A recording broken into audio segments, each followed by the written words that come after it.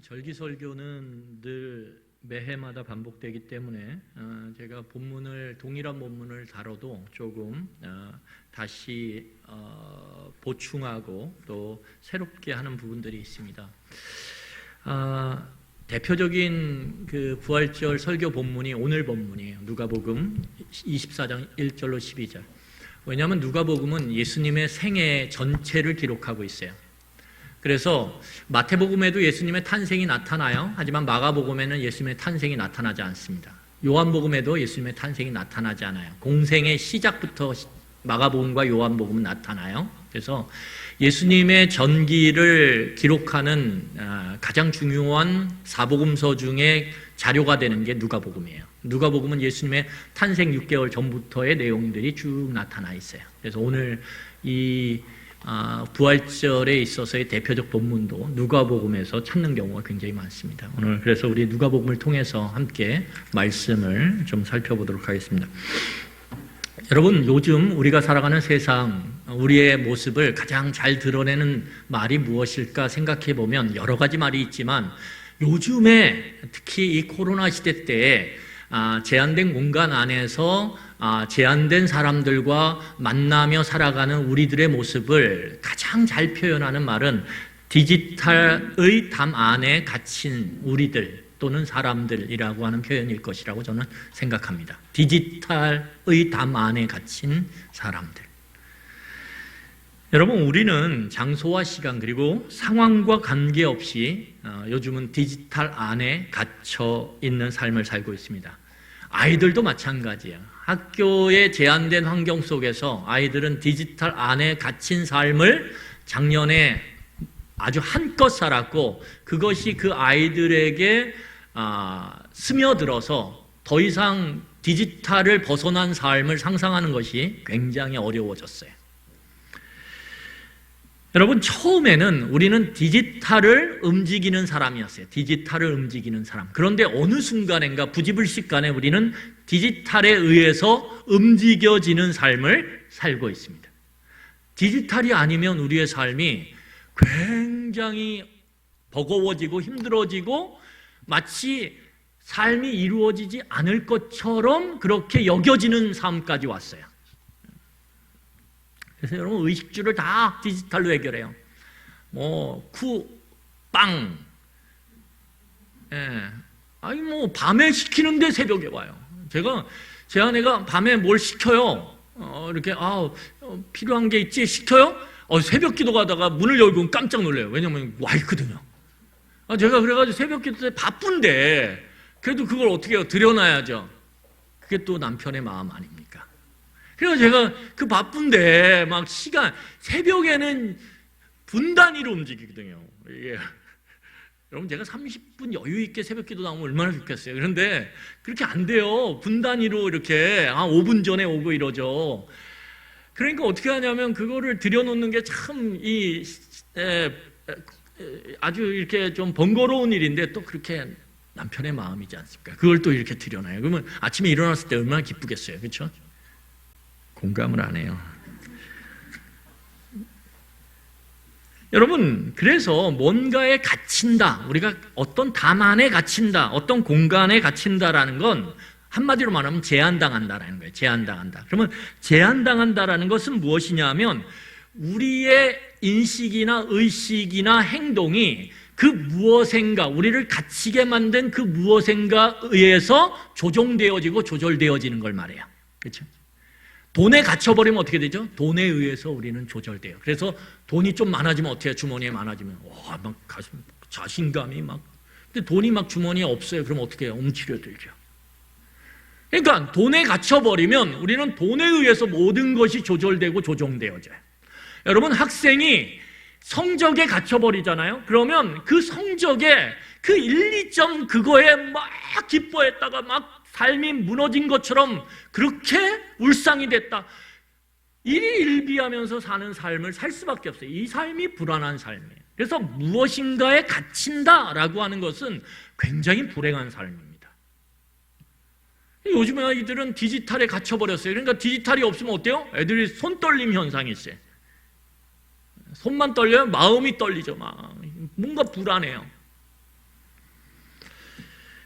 여러분, 이렇게 무언가에 제한되어지면, 그래서 그것에 의해서 조절되어지고 조종되기 시작하면 거기서 빠져나오는 것은 굉장히 어려워요. 굉장히 어려워요. 여러분, 오늘 우리는 성경을 보면서 상식이라고 하는 담 안에 갇힌 사람들의 모습을 보게 돼요. 상식이라, 잘 기억하셔야 됩니다. 상식이라고 하는 담 안에 갇힌 사람들. 오늘 이 아주 두껍고 높은 상식이라고 하는 담 안에 갇혀 있는 사람들이 어떻게 그 담을 넘어서 부활이라고 하는 이 놀라운 진리, 이 부활이라고 하는 진리가 얼마나 놀라운지 우리가 이제 살펴볼 텐데, 이것을 받아들이고 믿게 되었는지 우리 오늘 같이 한번 살펴보면서 은혜를 누리기를 간절히 소원합니다. 여러분, 오늘 안식 후 첫날, 안식 후 첫날은 유대인들에게 안식일 날은 토요일이죠. 안식 후 첫날은 주일이에요. 주일. 예수님께서 금요일 날 골고다에서 십자가에 못 박혀 죽으시고 장세된 지 3일 만에 부활하셨어요. 그래서 예수님께서 주일날 부활하셨는데, 그래서 우리는 부활의 이 아침을 예배하며 오늘도 기념하며 찬양하는 것입니다. 어쨌든 안식 후 첫날 새벽에 이 예수님의 무덤에 여인들이 찾아왔어요. 그런데 이 여인들이 무덤에 찾아와서 놀라운 장면을 목격하게 됩니다. 그 장면이 무엇인가 하면, 예수님의 무덤을 막고 있던 돌, 이 예루살렘, 특히 이스라엘 지역은 석회암지대예요. 그래서 무덤이 흙이 다 부스러져요. 이렇게 파면. 그래서 무덤을 어떻게 만드냐면 그 석회암질의 바위들을 뚫어요. 왜냐하면 석회암질은 뚫기가 쉽거든요. 그래서 뚫어서 그 안에 굴을 만들어서 굴 안에 시체를 안치하는 것이 이들의 장사법이에요. 장례법. 그런데 이 굴에 그래서 돌을 막아놔요. 그런데 여인들이 안식 후 첫날 주일날 가서 딱 보니까 어떠냐면 굴이 옆으로 치워져 있어요. 그리고 들어가 봤더니 예수님의 시신이 사라져 버렸어요. 이게 유명한 예수님의 시신 분실 사건입니다. 시신이 없어진 거예요. 여러분, 오늘 우리 2절과 3절을 한번 다시 보도록 하겠습니다. 본문 2절과 3절이에요. 같이 읽겠습니다. 시작. 돌이 무덤에서 굴려 옮겨진 것을 보고 들어가니 주 예수의 시체가 보이지 아니하더라. 예수님의 시체가 보이지 않는 거예요. 얼마나 놀랍겠어요. 얼마나 깜짝 놀랐겠어요. 여러분, 오늘 이 놀라운 광경을 처음 본 여인들은 예수님이 십자가에, 그 골고다의 십자가 위에서 못 박혀서 돌아가시는 모습을 직접 보았던 사람들이에요. 그래서 누가복음 23장 49절 그리고 55절부터 56절을 보면, 제가 읽겠습니다. 한번 보세요. 이렇게 써 있어요. 예수를 아는 자들과 갈릴리로부터 따라온 여자들도 다 멀리 서서 이 일을 보니라. 이 일이 예수님께서 골고다에서 십자가에 못 박혀 죽으신 일이거든요. 자, 55절부터 56절로 보면 이렇게 나와 있습니다. 갈릴리에서 예수와 함께 온 여자들이 뒤를 따라 그 무덤과 그 시체를 어떻게 두었는지 보고 돌아가 향품과 향유를 준비하더라. 예수님이 이미 죽으신 것을 다 봤어요. 그리고 집으로 돌아가서, 왜? 죽었으니까, 이제 끝났으니까 돌아가서 뭘 준비하냐 하면 이 여인들이 향품과 향유를 준비합니다. 여러분, 이 여인들은 골고다의 십자가에 처참하게 온몸에 물기가 싹 빠지면서, 왜 십자가 죽음이 아주 참혹한 죽음이냐면, 여러분, 죽을 때 총으로 탁 맞아서 심장이 뚫리거나 아니면 이 머리가 탁 뚫려서 관통해서 죽으면 찰나예요. 이러죠. 저도 안 죽어봐서 잘 모르겠어요. 근데 이래요. 죽음은 고통이 짧을수록 관대한 죽음이에요. 참혹한 죽음, 반대로 관대한 죽음과 다른 참혹한 죽음은 뭐냐면 온몸의 물기를 싹 뺏어 죽이는 거예요. 십자가의 죽음이 왜 이 로마 시대 때에 그 로마 제국에서 집행된 처형법 중에 가장 참혹하고 처절한 죽음이었냐면, 이 십자가에 못 박히면 어떻게 돼요? 사람 안에 있는 피가 우선 다 빠져요. 싹 빠져요. 그리고 어떻게 되냐면 물기가 싹 빠져요. 여러분, 그럴 때 뭐가 생기냐면 목마름이 생기게 돼요. 이 아주 아주 갈급한 목마름, 거기에서 죽어가는 게 십자가의 죽음이에요. 그래서 아주 참혹하고 비참한 죽음이에요. 그 모든 장면을 보고 무덤에 예수님의 시신이 안치되는 것까지 보고 집으로 돌아갔다가 3일 후에 어떻게 한 거예요? 이 무덤으로 이 여인들이 온 거예요. 왜? 무덤이 어딘 줄 봤거든요. 그러니까 3일 후에 다시 그 무덤의 장소로 올 수 있었죠. 그럼 왜 이 여인들이 안식 후 첫날 주일날 왜 예수님의 무덤으로 왔느냐 이거죠. 자, 우리 본문 1절을 한번 보겠어요. 자, 같이 읽겠습니다. 1절 시작. 안식 후 첫날 새벽에 이 여자들이 그 준비한 향품을 가지고 무덤에 가서 향품을 준비했다 그랬죠. 향유랑. 그것을 갖고 어떻게 합니까? 오늘 이 주일날 안식 후 첫날 예수님이 안치된 무덤으로 온 거예요. 왜요? 여러분, 이 향품이라는 건 뭐냐면 시신에게 바르는 거예요. 그러니까 향품 이꼬로 시신, 시신 이꼬로 죽음. 그러니까 향품이라는 건 죽음과 어떻게 해요? 일치되는 용품이에요. 그러니까 여인들의 머릿속에는 뭐가 있냐면 예수님 이꼬로 죽음. 그렇기 때문에 향품을 그 시신에게 바르기 위해서 이 안식 후 첫날 온 거예요. 그래서 이 여인들의 머릿속에는 예수님과 죽음을 분리시킬 수가 없어요. 왜? 내가 봤거든요. 내가 그 모든 장면을 다 봤거든요. 여러분, 이 당시에 이 1세기 예수님이 활동하셨던 이 시기에 유대인들은 부활을 믿지 않았어요. 대부분. 특별히 사두개인이라고 하는 파가 있어요. 이 사두개인 파는 부활을 절대 믿지 않았어요. 그거에 반해서 바리새인이라고 하는 파가 있어요. 이 양대파인데 쉽게 말하면 우리나라 여야처럼 정권이에요. 그 당시에 여당이 사두개파예요. 야당이 바리새파예요. 근데 이 바리새파 사람들은 부활을 믿기는 했어요. 그런데 문제는 뭐냐면 이 바리새인들이 믿었던 부활은 뭐냐면 이 세상의 종말, 이 세상이 끝난 후에 모든 하나님의 백성이 부활하는 것, 그 종말 이후의 부활을 믿었지 지금의 시공간 안에서 현재적 부활을 믿지 않았어요. 그러니까 이 당시에 바리새인들, 민초들은 대부분 바리새인들에게 가르침을 받고 종교법을 듣고 그러면서 그들의 일상의 삶 가운데 유대교를 믿고 살아갔거든요. 그러니까 이 당시에 대부분의 민초들은 머릿속에 뭐가 있냐면 종말 이후의 부활이 있는 거예요. 이게 그들의 상식이에요. 그러니까 현재적 부활이라는 건 이들의 머릿속에 없어요. 없어요. 아예 없어요. 여러분, 그렇기 때문에 이 여인들도 그 당시에 보편적인 종말 이후의 부활이라고 하는 상식, 종교 상식을 갖고 예수님의 시신이 사라진 이 사건을 바라볼 수밖에 없었다라는 거예요. 그렇지 않겠습니까? 그러니까 이 여인들이 어떻게 되냐면 오늘 본문 4절에 보면 이렇게 나와요. 4절 한번 보세요. 이로 인하여 예수님의 시신이 없어진 일로 인하여 어떻게 됐어요? 근심에 빠졌어요. 근심에 빠졌어요. 왜냐하면 예수님의 시신을 누가 훔쳐갔구나 이렇게 생각했거든요. 예수님의 시신 누가 훔쳐갔구나. 우리 사랑하는 예수님의 시신을 누가 훔쳐갔지? 그러니까 근심에 빠지는 거죠. 여러분, 예수님의 이 시신이 사라진 이 사건을 바라보는 여인들의 생각 속에는 예수님이 다시 살아나셨다라고 하는 이 부활과 예수님의 시신이 사라진 이 사건을 연결할 수 있는 연결 능력이 없어요. 아예. 왜냐하면 반복해서 말씀드리지만 현재적 부활은 그들의 두꺼운 상식의 벽을 깨는 거거든요. 이건 불가능해요. 그들에게. 여러분, 이때 우리가 읽었던 것처럼 찬란한 옷을 입은 두 사람이 여인들 곁에 섭니다. 우리는 오늘 성경 본문을 보면 천사라고 이야기하고 있어요.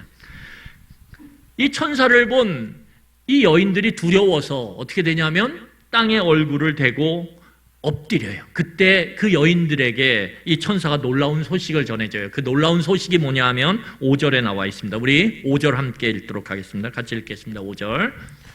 여자들이 두려워 얼굴을 땅에 대니 두 사람이 이르되 어찌하여 살아있는 자를 죽은 자 가운데서 찾느냐. 오늘 천사들이 뭐라고 얘기하냐면 뭐라고 얘기합니까? 예수님께서 다시 살아나셨다 이렇게 얘기하고 있는 거예요. 이건 반복해서 말씀드리지만 그 여인들이 갖고 있는 그 두꺼운 상식의 담을 벗어나는 이야기예요. 상식과 충돌하는 거죠. 여러분, 오늘 여인들이 갖고 있는 상식과 이 천사들이 전하는 상식을 넘어선 부활이라고 하는 그 소식이 충돌하는 지금 지점에서 놀랍게도 천사는 무엇을 요구하냐면 오늘 본문을 보면 예수님께서 십자가에 못 박혀 죽으시기 전에 말씀하셨던 그 말씀을 기억하라고 오늘 촉구해요. 예수님이 십자가에 못 박히시기 전에 뭐라고 너희에게 말했는지 그 말씀을 기억해봐. 이렇게 말씀을 기억하도록 촉구해요. 그리고 그 말씀을 이야기해 줍니다. 여러분, 천사들은 상식이라고 하는 그 관점에서 예수님이 부활하신 이 지금의 눈에 보여지는 모습을 해석하지 말라라고 오늘 얘기하는 거예요. 너희들의 상식을 갖고 지금 너희들의 눈앞에 펼쳐진 이 장면을 해석하지 말라라는 거예요. 왜요? 상식을 갖고 눈앞에 벌어진 이 사건을 해석하면 해석이 안 돼. 해석이 안 돼요. 오늘 천사들이 얘기하는 게 뭐냐면 예수님이 십자가에 못 박혀 죽으시기 전에 말씀하셨던 그 예수님의 말씀을 갖고 지금의 사건을 해석하라는 거예요. 뭐라고 말씀하셨을까요? 7절을 우리 같이 읽겠습니다. 예수님이 도대체 십자가에 못 박히기 전에 제자들에게 뭐라고 말씀하셨냐 이거죠. 자, 7절 같이 읽겠습니다. 이르시기를 인자가 죄인의 손에 넘겨져 십자가에 못 박히고 제3일에 다시 살아나야 하리라 하셨느니라 한데, 오늘 천사가 이야기하는 게 뭐냐면 이 여인들이 천사가 아무리 얘기해도 기억이 안 나요. 예수님이 무슨 말씀하셨는지 기억이 안 나요? 그러니까 천사들이 어떻게 하냐면 뭐라고 말씀하셨는지를 직접 얘기해줘요. 뭐라고 얘기했다고요? 예수님이 십자가에 못 박혀 죽으시지만 3일 만에 어떻게 된다고요? 다시 살아나신다. 그들의 머릿속에 사라져버린 예수님의 말씀을 다시 떠올리게 만들어요. 떠올리게. 여러분, 하나님의 말씀을 듣고 기억하는 것이 굉장히 중요해요. 여러분, 기억나지 않는 말씀을 어떻게 갖고선 세상에 그 말씀을 붙잡고 살아가겠어요? 그래서 말씀은 듣는 것도 중요하지만 뭐가 중요해요? 기억하는 게 중요해요. 그래서 여러분, 우리 교회만의 특징이 있어요. 그게 뭐죠? 설교 본문이 여기 다 나와 있어요. 집에 가셔서 말씀을 기억하고 싶으실 때 유튜브를 보셔도 좋은데 그걸 못 보시겠으면 이거라도 한 번 더 읽어보세요. 그러면 주일날 들었던 말씀을 기억할 수 있어요. 기억이 나야 그 말씀을 붙잡을 거 아니에요. 오늘 여인들은 말씀을 듣긴 들었는데 기억이 안 나요. 그러니까 붙잡지 못하는 거예요. 말씀을 붙잡지 못하니까 어떻게 됩니까? 지금 벌어진 이 사건, 예수님의 시신이 없어진 이 사건을 해석할 수가 없어요. 그런데 더 중요한 건 뭐냐면 아무리 말씀을 듣고 기억해도 천사들이 말했을 때 기억이 났겠죠. 말씀이 이제 맞아 예수님이 그 말씀 하셨어. 근데 문제는 뭐냐면 듣고 기억해도 지금이라고 하는 이 현실 안에서 벌어지는 그 일을 바라보면서 해석하고 내 삶에 적용하는 것이 굉장히 어려워요. 여러분, 우리가 만약에 말씀을 듣고 들은 말씀을 기억하면서 내 삶의 현실에서 만나는 지금 그곳에서 사람들과의 관계, 일과의 관계, 환경의 모습들, 이런 것들을 여러분 내가 듣고 기억한 말씀으로 해석하고 그리고 그걸 설명하고 그것에 말씀을 적용하면서 살아간다면요, 우리 삶이 달라져요. 여러분. 문제는 뭐예요? 말씀이 자꾸 우리 머릿속에서 사라져버려요. 이게 놀라운 현상이죠. 그렇죠? 그래서 제가 의미가 있어요. 여러분들이 딱 기억하고 딱 제가 함께 말씀을 나눌 때마다 그것이 차곡차곡 쌓여가지고 여러분들이 말씀을 딱 펴면 저랑 같이 그 말씀에 대해서 쫙 이야기하고 막 같이 상호적으로 그 말씀이 무엇인지 옛날에 조선시대 때 유명한 문호들이 어떻게 합니까? 이렇게 쫙 자연환경이 좋은 그런 경관이 좋은 데 가가지고 약주 딱 놓고 대작하면서 어떻게 해요? 시를 한 편 딱 하는데 시를 한 편 딱 하면 상대방이 그 시를 받아서 또 쫙 멋있죠, 그렇죠? 만약 그러자고 저한테 오면 저는 이제 내려놔야죠. 저는 이래야죠. 여러분 너무 감사한 게 맨날 까먹어요. 그러니까 제가 존재할 이유가 있어요. 얼마나 감사한지. 제가 그래서 전화하면서 이렇게 통화를 해요. 집사님들한테 말씀 기억하시는지 뭐 이렇게 하면서 물어볼 때 좀 다른 말하고 기억 못 하잖아요. 그러면 어떤 목사님은 그게 화나죠. 그렇죠? 근데 저는 속으로 너무 좋아요. 내 존재 목적이 있구나.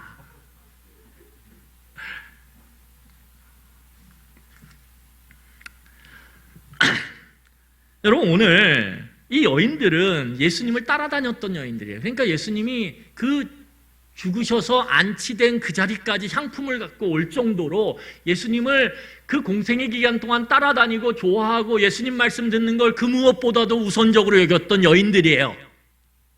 그렇죠? 그런데 문제는 무엇이냐면 문제가 뭐예요? 말씀은 기억이 안 나요. 듣기는 엄청 들었는데 말씀이 기억이 안 나요. 그리고 어떻게 됩니까? 오히려 걱정과 두려움에 빠져요.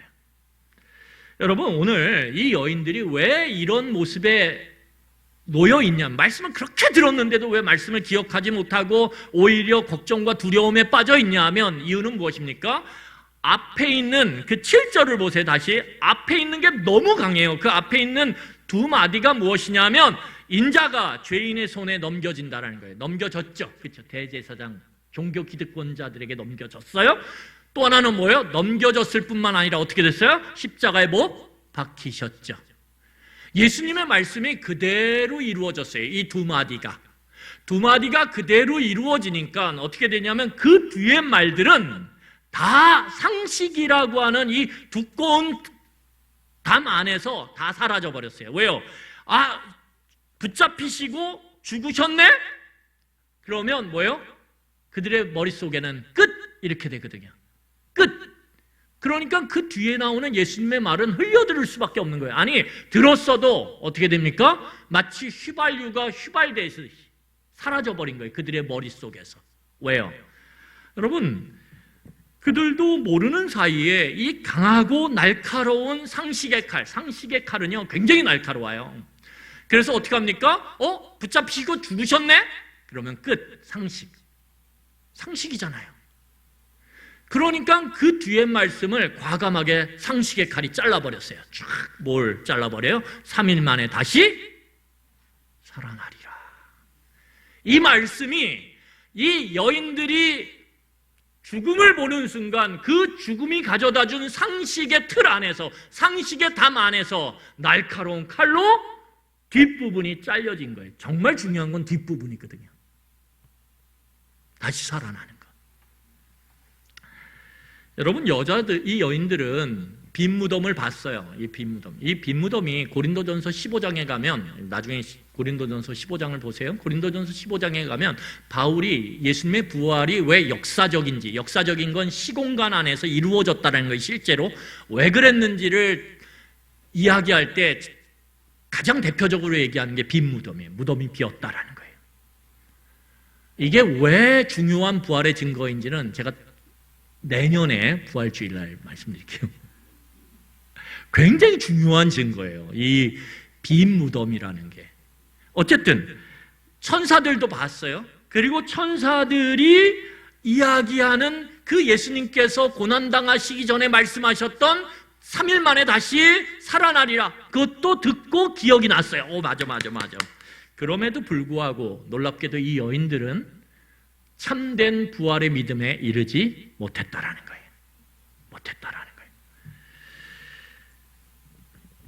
여러분, 오늘 그러면 여인들만의 문제인가? 그렇지 않아요. 자, 오늘 보면 성경에 뭐라고 나오냐면 이 여인들이 이 놀라운 장면과 천사의 말을 듣고 어떻게 합니까? 이제 제자들이 있는 집으로 달려가요. 그리고 11사도와 가룟 유다는 이미 죽었죠. 11사도와 그리고 그 함께 모여있는 다른 사람들, 예수님을 따르던 그 제자들에게 어떻게 하냐면 이 놀라운 내용을 이야기합니다. 그런데 중요한 것이 무엇이냐면 그 여인들의 말을 믿지 않아요. 이게 두 번째 증거 중에 하나예요. 이 고린도전서 15장에 나오는 부활의 증거 중에 이 여인들이 첫 번째 증인이었다라는 게 증거라는 거예요. 왜냐하면 이 당시에 이 1세기 유대 사회에서는 증거로 채택하지 않는 사람들의 증언이 있어요. 그게 뭐냐면 여인들의 증언이에요. 여인들의 증언은 절대 법정에서 증거로 채택하지 않습니다. 억울하시죠? 어쩔 수가 없어요. 그때는 그랬어요. 지금은 아니잖아요. 그렇죠? 그런데 성경은 놀랍게도 첫 번째 증인이 여인들이에요. 그러면 상식적으로 이것이 역사적인 사실이 아니라 꾸며낸 얘기라면, 부활이, 그러면 제자들은 조작을 해야 돼요. 어떻게? 여인들을 첫 번째 증인으로 세우면 절대 안 돼요. 왜? 그러면 아무도 그 당시에 보편적 사고 속에서 믿지 않거든요. 그런데 성경은 그대로 그 여인들을 첫 번째 증인으로 오늘 기록하고 있어요. 그리고 그 여인들의 증언을 듣고 헛된 소리로 여겨요. 대부분의 사람들이. 근데 딱 2명만 그 자리에서 일어나서 어떻게 하냐면 예수님의 무덤으로 달려가요. 오늘 누가복음에 소개된 사람은 한 사람이에요. 베드로. 그렇지만 요한복음에 보면 또 한 사람이 나타나요. 그게 누구죠? 요한이에요. 요한은 자기가 쓴 복음서에는 자기를 기록해요. 아주 이 요한이 재밌는 분이에요. 나중에 이제 또 제가 기회가 있으면 요셉을 설명하는 것처럼 나중에 설명할 텐데, 여하튼 2명이 따라가요. 그런데 요한복음에는 자기를 또 잘 드러내요. 어떻게 드러내냐면, 그러면 누가 빨리 갔을까요? 누가 빨리 갔죠? 요한이 먼저 무덤에 도달해요. 요한 대단한 사람이에요. 자기를 누가 보면 빠졌으니까 요한복음이 제일 나중에 기록됐거든요. 그러니까 누가 보면 내 이름 빠졌네, 나도 갔었는데. 그리고 어떻게 했어요? 자기 이름을 딱 기재를 했어요. 그 다음에 어떻게 했어요?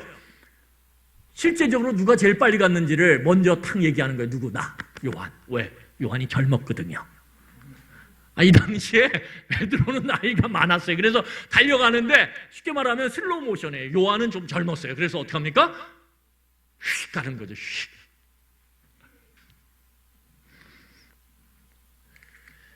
그런데 그 두 사도가 가서 직접 본 무덤도 비어 있었어요. 비어 있었어요. 여러분, 그런데 중요한 건 그 빈 무덤을 보고도, 또한 여인들이 말했던 그 천사가 의미했던 그 빈 무덤의 의미가 무엇인지 이미 들었음에도 불구하고, 그리고 그 확인했음에도 불구하고 그들은 믿음에 이르지 못해요. 이 부활의 참 믿음에 이르지 못해요. 자, 우리 요한복음 20장 8절부터 9절을 보도록 하겠습니다. 요한복음 20장 8절부터 9절이에요. 같이 읽겠습니다. 그때야 무덤에 먼저 갔던 그 다른 제자도 들어가 보고 믿더라. 그들은 성경에 그가 죽은 자 가운데서 다시 살아나야 하리라 하신 말씀을 아직 알지 못하더라. 여러분, 거기서 믿은 건 여인들의 말을 믿은 거예요. 사라졌다! 그 얘기를 듣고 팍! 자리를 박차고 일어나서 튀어나갔는데 보니까 뭐야? 없어졌네? 없어졌네? 그랬는데 그들은 여전히 뭘 깨닫지 못하고 있어요?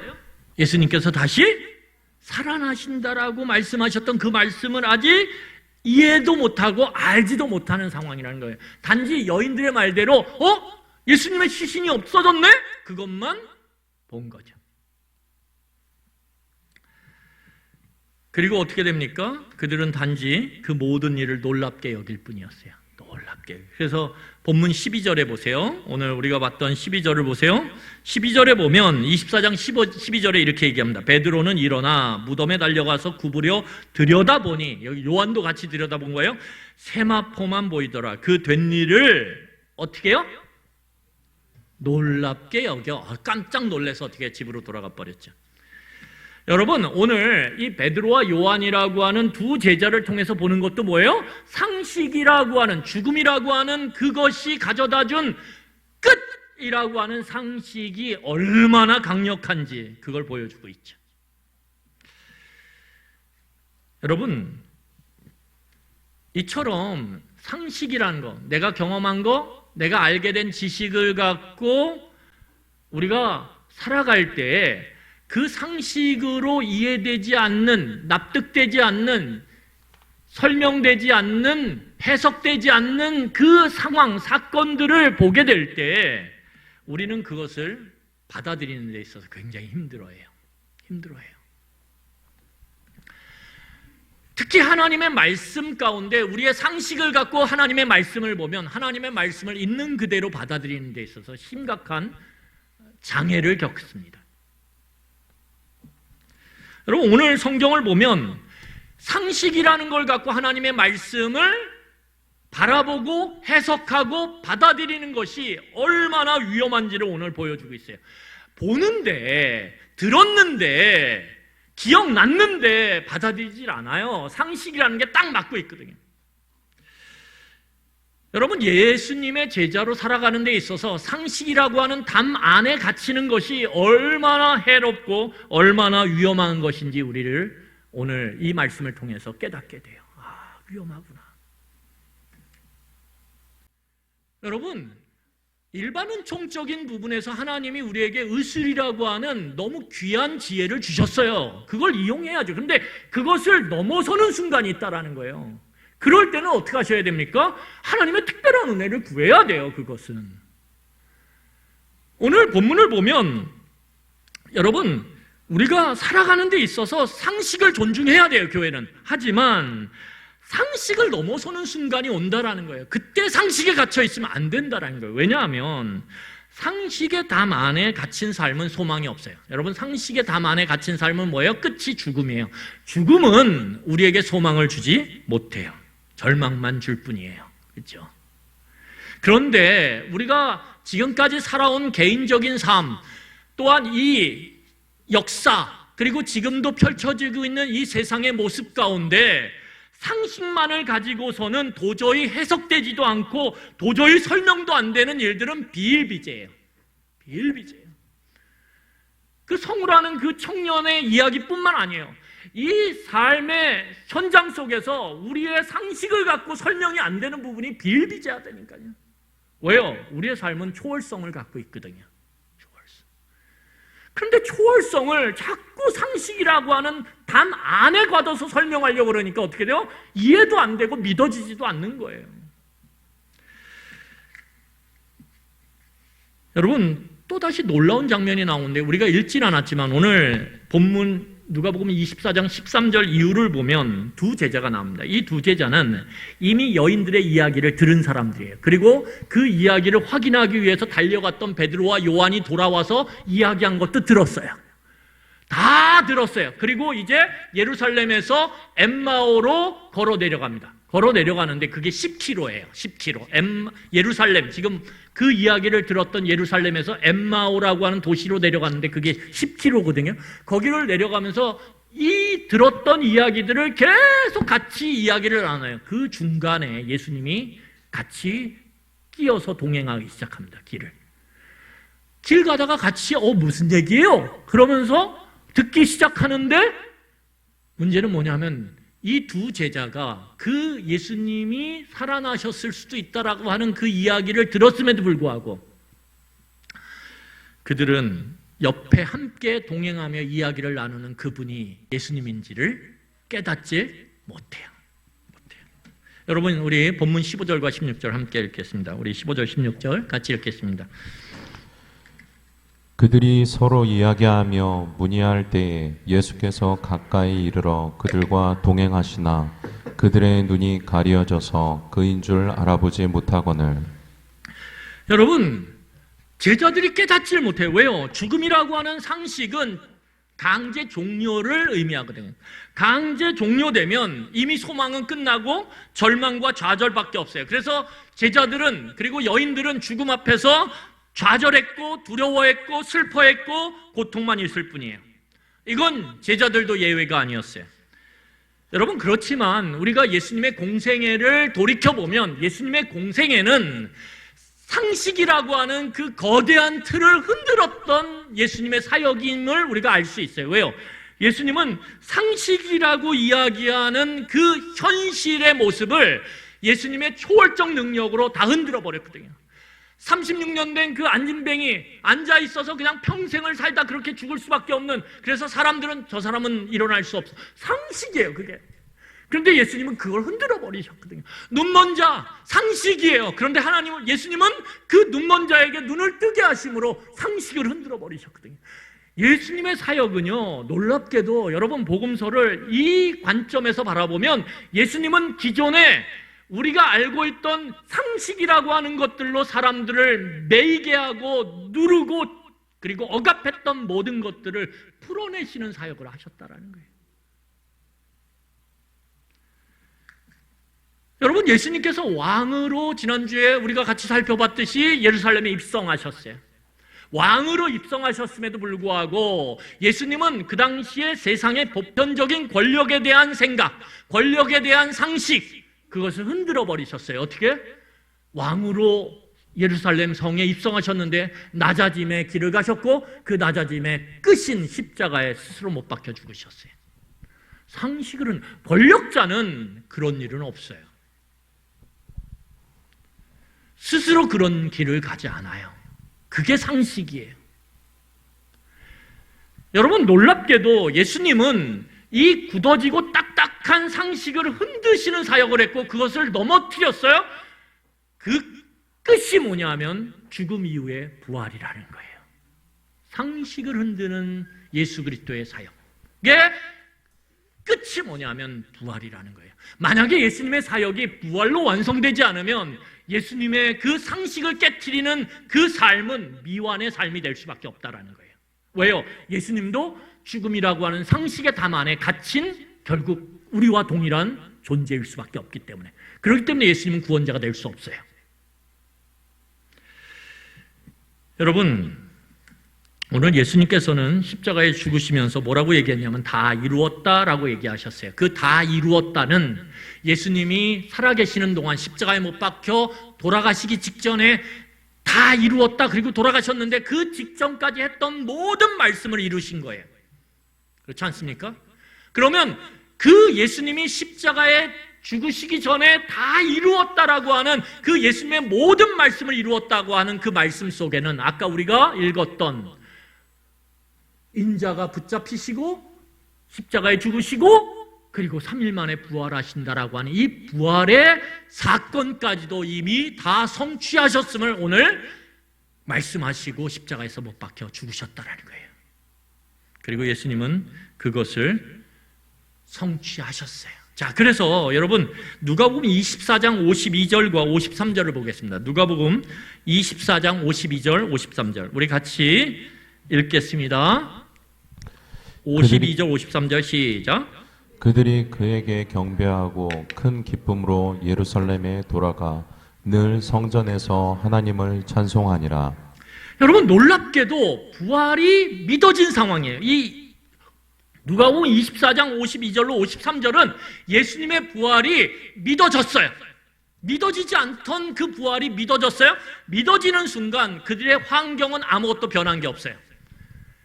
절망과 수치감과 고통과 두려움을 줬던 그 환경들은 하나도 변한 게 없어요. 그럼에도 놀랍게도 이 부활이 믿어지는 순간 그 두려움과 그 고통과 그 암흑 같은 세계가 마치 싹 거쳐지고 빛나는 태양이 내려쬐는 것처럼 어떻게 됐습니까? 그들 안에 기쁨이 찾아오기 시작했어요. 이게 놀라운 거예요. 변한 건 하나도 없는데 부활이 믿어지자 그들 안에 기쁨이 차오르기 시작했어요. 여러분, 이게 뭐죠?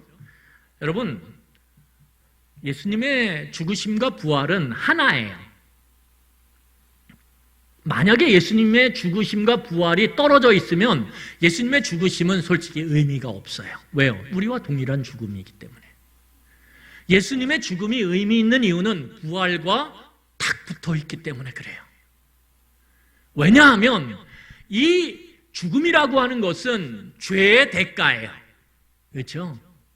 그러면 죄의 핵심이 뭐예요? 우리는 창세기 3장으로 돌아가야 돼요. 죄의 핵심은 뭐냐면 선악과를 따먹은 게 아니에요. 여러분, 그 따먹은 게 뭐 그렇게 중요하겠어요? 중요하죠. 그런데 더 중요한 게 있어요. 선악과를 따먹게 된 이유가 뭐냐가 중요한 거예요. 선악과를 따먹은 그 행동 하나가 잘못된 게 아니라 그 행동의 근본적인 이유가 뭐냐예요. 뭐처럼 되기 위해서? 하나님처럼 눈이 밝아지기로 했어요. 무슨 말이냐면 이 죄의 핵심은 뭐냐면 하나님의 왕되심, 하나님의 주인되심을 거부하고 누가 주인이 되는 거예요? 내가.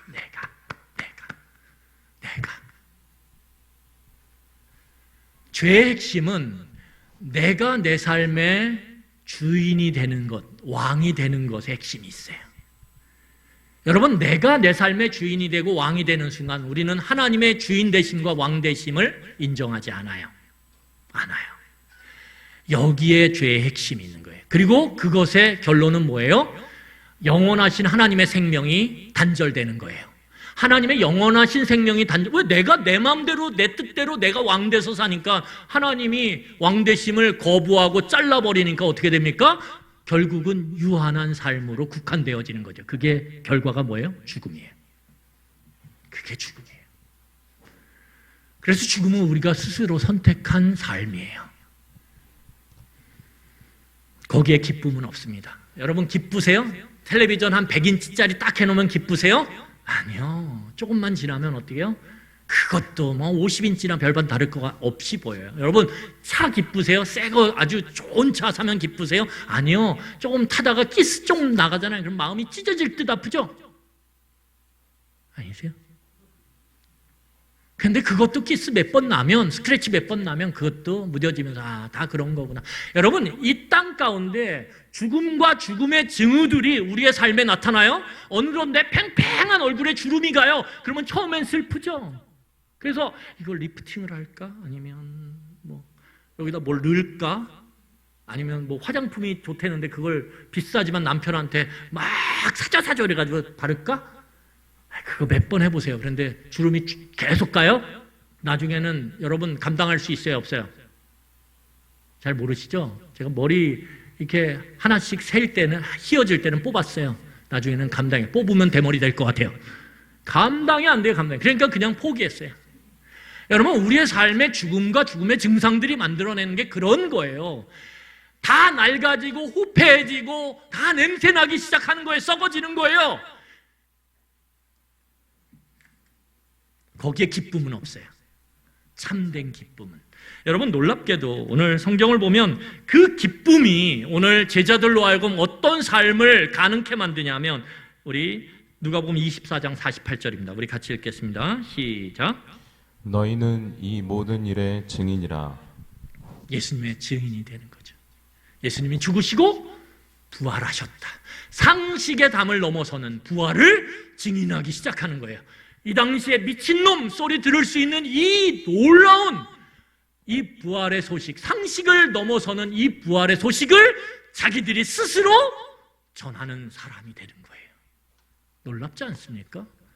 이걸 믿지도 않고 거부했던 자들이 그걸 나서서 전하고 그것 때문에 자기들도 십자가에 못 박혀 죽고 참수형을 당하는 그 일을 그들이 기꺼이 하기 시작했다는 거예요. 그래서 성도의 삶은 뭐예요? 부활을 믿느냐 안 믿느냐는 뭘로 증명되냐면 삶으로 증명되는 거예요. 부활을 믿는 성도와 부활을 믿지 않는 성도는 삶이 달라요. 부활을 믿지 않는 성도는 이 상식 안에 담 안에서 살아가는 거예요. 내가 보는 그 보이는 것들로 살아가는 거예요. 그렇지만 부활을 믿는 성도는 상식의 담을 넘어선 영혼의 삶을 바라보며 살아가는 거예요. 그래서 눈에 보이는 이 삶을 때로는 양보할 수도 있고 놓을 수도 있고 포기할 수도 있는 용기가 생기는 거예요. 내가 이 길을 계속 가면 안 되는데, 그런데 여기서 멈추면 또 다른 직접적인 해가 자기에게 찾아옴을 알아요. 그럼에도 불구하고 이 영원한 상식의 담을 넘어서는 부활의 생명을 믿는 자들은 자기에게 어떤 해가 올지라도 어떻게 해요? 이 가는 길을 스스로 멈출 수 있는 용기가 생긴다라는 거예요. 여러분, 멈출 수 있는 것도 용기예요.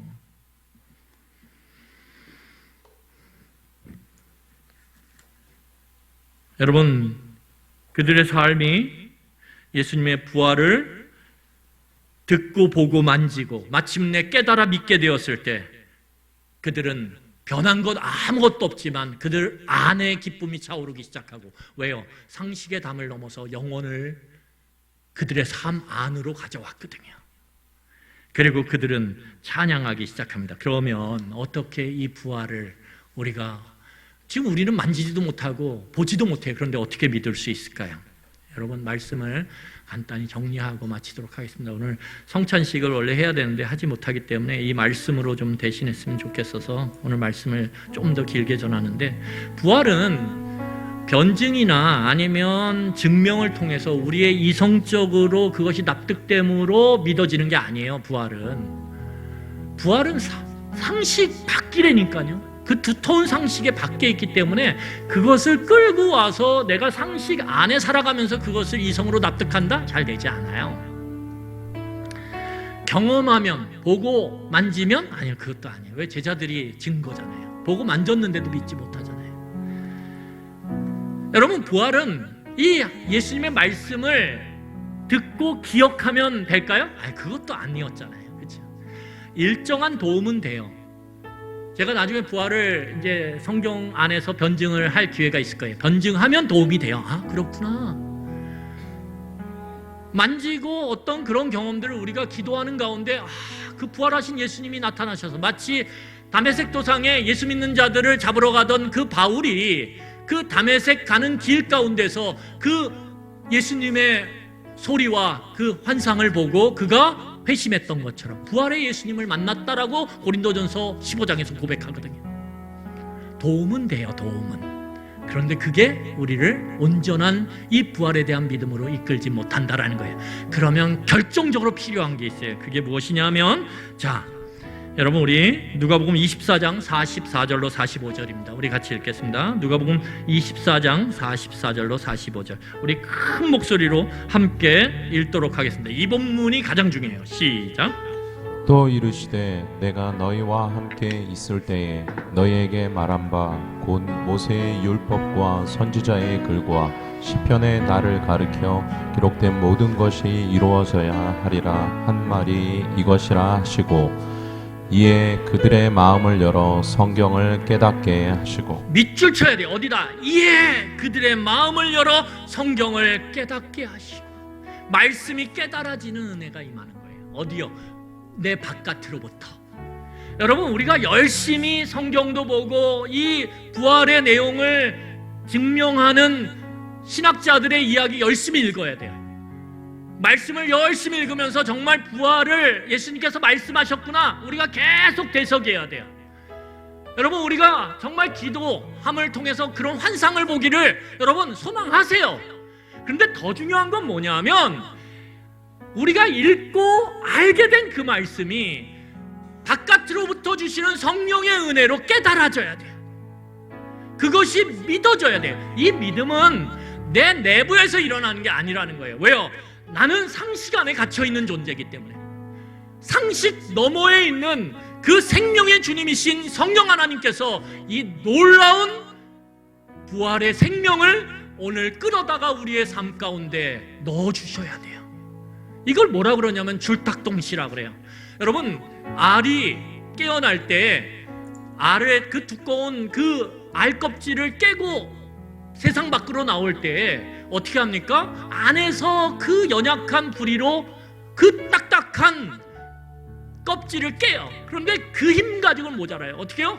밖에서 어미닭이 그 두꺼운 그 강력한 부리를 갖고 같이 깨줘야만 그게 깨지고 생명으로 탄생하는 거예요. 오늘 이 부활의 사건은 여러분들의 신앙이 나의 주되심, 나의 왕되심에서 하나님의 주되심, 하나님의 왕되심으로 이전되는 가장 중요한 핵심이에요. 예수님의 죽으심만을 붙잡으면 죄사함은 받을 수 있어요. 하지만 죄사함 끝, 우리의 삶은 우리 마음대로 여전히 살아가는 거예요. 성경은 그걸 구원이라고 얘기하지 않아요. 진정한 구원은 나에게 소망이 없고 하나님에게 소망이 있다라고 하는 하나님의 왕되심, 하나님의 주인 되심을 인정하고 그 말씀에 순종하며 살아가는 자들에게 하나님은 영원한 생명이 있다라고, 구원이 있다라고 말씀하세요. 그것은 우리가 부활의 신앙을 받아들여야 되고, 그 부활의 신앙이 우리 안에 있을 때 우리는 상식이라고 하는 이 두꺼운 세상의 담 안에 살아가지만 그 담 밖에 있는 영원한 부활의 생명을 끌어다 오늘 맛보며, 그리고 완전히 맛볼 그날을 바라보며 우리는 이 땅 가운데서 기쁨으로 살아가는 것입니다. 그리고 부활의 삶을, 눈에 보이는 것이 이 영원한 생명인 부활의 내가 갖고 있는 이 생명과 비교될 수 없는 것임을 우리는 주변에 있는 가족들에게, 주변에 있는 이웃들에게 드러내며 사는 거예요. 돈에 집착하고 사는 그들을 향해 그게 다가 아니라, 돈이 필요하죠. 하지만 그게 다가 아니라고. 왜요? 그거 쓱 모래 아래 내 소나기에서 빠지는 것처럼 빠져나갈 날이 오거든요. 죽음 앞에서. 그렇기 때문에 우리는 오늘 상식을 넘어선 부활의 생명이 성령 하나님을 통해 우리 안에 올 때 우리는 그 상식의 담 안에서도 부활의 생명을 삶으로 살아내는 놀라운 하나님의 증인이 되는 것입니다. 여러분, 그런 삶을 기대하고 소망하며 기도하실 때 반드시 놓고 기도하세요. 하나님, 제가 부활의 이 진리를 깨닫기를 원합니다. 은혜를 부어 주시옵소서. 이것이 믿어지게 하여 주시옵소서. 여러분, 그것이 우리의 삶을 바꿀 것입니다. 그런 은혜가 이 부활의 아침에 저와 여러분들에게 온전히 임하기를 간절히 축원합니다. 네, 우리 이 시간에 좀 같이 찬양하며 이 소망을 같이 품었으면 좋겠습니다. 우리 이 시간에 그 부활의 기쁨을 함께 찬양하는 무덤에 머물러 같이 찬양하면서 이 소망을 같이 꿈꿨으면 좋겠습니다. 우리 같이 찬양하겠습니다.